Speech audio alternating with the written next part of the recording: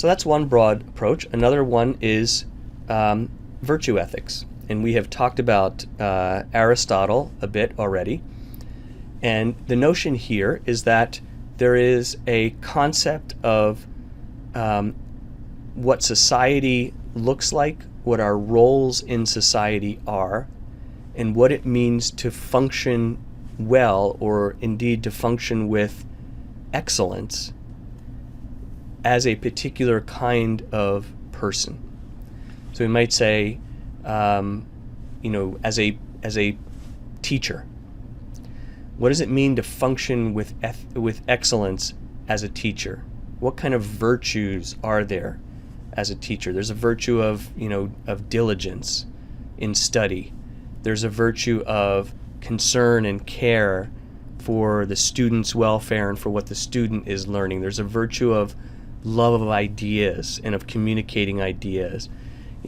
These kinds of characteristics of the person go into what makes a good teacher, let's say. And we can come up with all different sorts of roles or places in society. Now, virtue ethics doesn't necessarily in itself define what roles there ought to be, what the higher level of sort of the good society itself looks like. For Aristotle, that's left to metaphysics.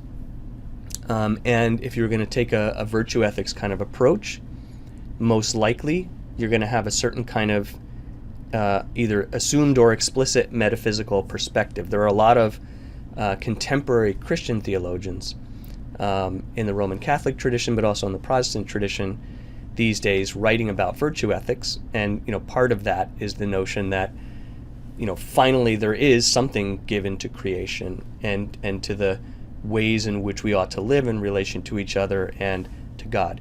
Now, virtue ethics is not necessarily a natural law kind of ethic, because it's not really primarily about deontological rules.